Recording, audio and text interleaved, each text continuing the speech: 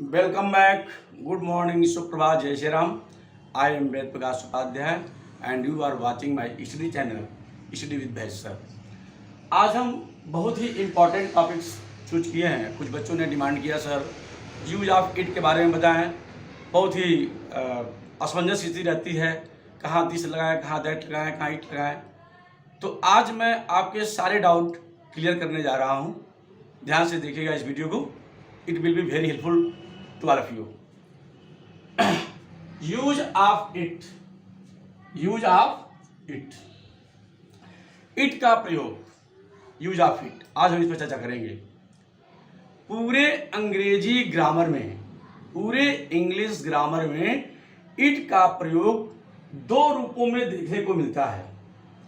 एक personal pronoun के रूप में, दूसरा न्यूट्रल इट के रूप में. पूरे इंग्लिश ग्रामर में इट का प्रयोग दो रूपों में देखने को मिलता है. एक पर्सनल प्रोनाउन के रूप में, दूसरा न्यूट्रल इट के रूप में. हम इन दोनों पर बारी बारी से चर्चा करेंगे. पहले हम चर्चा कर लें पर्सनल प्रोनाउन के रूप में. पर्सनल प्रोनाउन के रूप में आप जानते हैं ही सी इट आता है. यह इट जो आता है, इट का प्रयोग निर्जीव वस्तुओं के लिए, छोटे छोटे जीव जंतुओं के लिए, शिशुओं के लिए इट का प्रयोग होता है. जैसा कि आप जानते हैं दिस और दैट. दिस माने यह होता है, दैट माने वह होता है.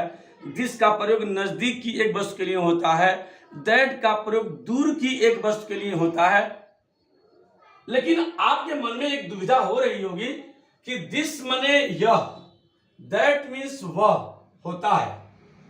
लेकिन आप देख रहे हैं इट का अर्थ यह वह दोनों होता है. ठीक है. तो अब इस दुविधा को हम कैसे दूर करें, थोड़ा सा इस पर चर्चा कर लें. क्योंकि हम चर्चा कर रहे हैं पर्सनल प्रोनाउन के रूप में, तो थोड़ा इसको समझ लीजिए. पर्सनल प्रोनाउन के रूप में जब इट का प्रयोग होगा तब नॉमिनेटिव केस में, यानी कि जब कर्ता कारक होगा, जब इट सब्जेक्ट के रूप में आएगा, तब वहां इट का अर्थ यह वह इसने उसने होता है. ध्यान रखेंगे इस चीज को. जब इट का प्रयोग पर्सनल प्रोनाउन में नॉमिनेटिव केस में, यानी कर्ता के रूप में जब होगा, तब इट का अर्थ यह वह इसने उसने होता है. और जब इट का प्रयोग ऑब्जेक्टिव केस में, यानी कि कर्ता के रूप में, अपने कर्म के रूप में जब होता है, जब कर्म के रूप में होता है, तब इसका अर्थ इसे, उसे, इसको, उसको होता है. इस चीज को आप ध्यान रखिए. पहले इसको कायदे से समझ लीजिए. मैंने कहा पूरे इंग्लिश ग्रामर में इट का प्रयोग दो रूप में होता है, पर्सनल प्रोनाउन के रूप में, न्यूट्रल इट के रूप में. हम दोनों पर बारी बारी से चर्चा करेंगे. पर्सनल प्रोनाउन के रूप में जब इट आता है, तो जब वह कर्ता कारक के रूप में होता है, तो वहां उसका अर्थ यह वह इसने उसने होता है. और जब कर्म कारक के रूप में होता है, तब इट का अर्थ इसे, उसे, इसको, उसको होता है. It clear. हम अभी चर्चा कर रहे थे दिस दैट की बात मैं कर रहा हूं. दिस माने यह, दैट माने वह. इट का अर्थ यह वह दोनों होता है. अब आपके मन में एक क्वेश्चन आ रहा होगा, कहां दिस लगाएंगे, कहां दैट लगाएंगे, कहां इट लगाएंगे. जैसा कि आप जानते हैं कि दिस का प्रयोग नजदीक की एक वस्तु के लिए होता है, अब दैट का प्रयोग दूर की एक वस्तु के लिए होता है. ये दोनों ही दिस दैट डिमॉन्स्ट्रेटिव प्रोनाउन है, संकेतवाचक सर्वनाम है. क्या है? संकेतवाचक सर्वनाम.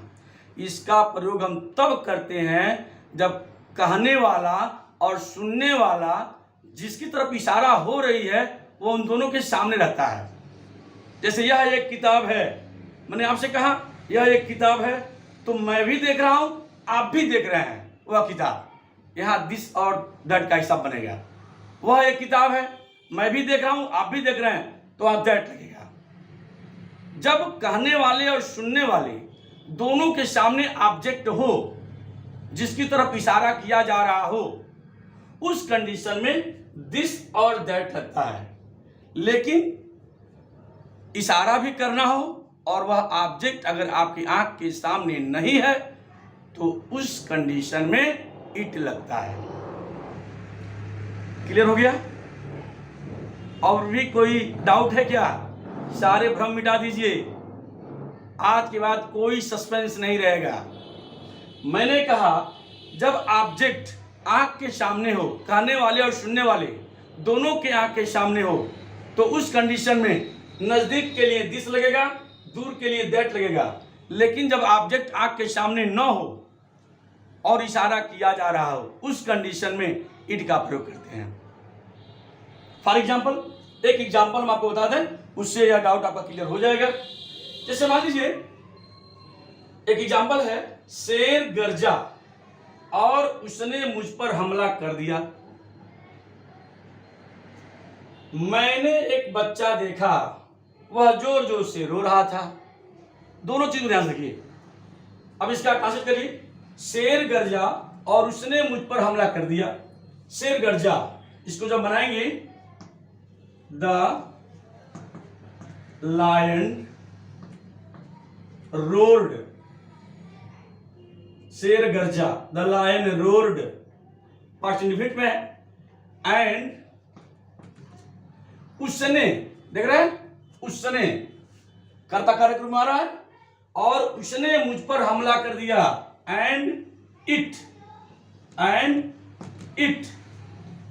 अटैक्ड ऑन मी, और उसने मुझ पर हमला कर दिया। And it attacked on me. देख रहे हैं, शेर गरजा और उसने मुझ पर हमला कर दिया। हम जिससे बात कर रहे हैं, शेर सामने है नहीं है, लेकिन हम उसकी तरफ इशारा कर रहे हैं। जब इशारा हो और ऑब्जेक्ट आपकी आंख के सामने न हो, तब हम यह और वह के लिए, इसे, उसे, इसने, उसने के लिए हम इट लगाते हैं।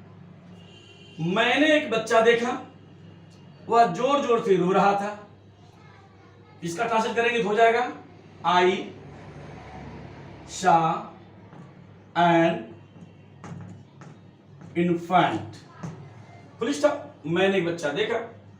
अब करें, वह, इशारा हो रहा है, वह जोर जोर से रो रहा था। इशारा कर रहे हैं किसके तरफ? बच्चे की तरफ। लेकिन बच्चा आपकी आंख के सामने है नहीं है, इट लगेगा। देखिए यहां वह आया है, इट का अर्थ यह वह दोनों होता है। तो वह जोर जोर से रो रहा था, तो इट वाज बीपिंग बिटरली, वह जोर जोर से रो रहा था। मैं उम्मीद करता हूं कि आज दिस, दैट और इट से संबंधित जो कंफ्यूजन था आपका, उसको मैंने दूर कर दिया। फिर एक बार सुन लीजिए, पूरे अंग्रेजी ग्रामर में इट का प्रयोग दो रूप में होता है, पर्सनल प्रोनाउन के रूप में, न्यूट्रल इट के रूप में। पहले हम चर्चा कर रहे हैं पर्सनल प्रोनाउन के रूप में। पर्सनल प्रोनाउन के रूप में इट जब सब्जेक्टिव केस में आता है, जब आपका नॉमिनेटिव केस में आता है, कर्ता के रूप में जब आता है, तो हाँ, इसका अर्थ यह, वह, इसने, उसने होता है। और जब ऑब्जेक्टिव केस में आता है, तब इसका अर्थ इससे, उसे, इसको, उसको होता है। ठीक है? दिस और दैट का प्रयोग, दिस का प्रयोग नजदीक की एक वस्तु के लिए, और दूर, दैट का प्रयोग दूर की एक वस्तु के लिए तब होता है जब ऑब्जेक्ट आपके आंख के सामने होती है। लेकिन जब ऑब्जेक्ट आपके आंख के सामने न हो और इशारा किया जा रहा हो, तो ऐसी कंडीशन में हम दिस और दैट के बदले में इट का प्रयोग करते हैं। जैसा कि मैंने आपको बहुत ही क्लियरली समझाया। और आज के लिए बस इतना ही। Thanks for watching.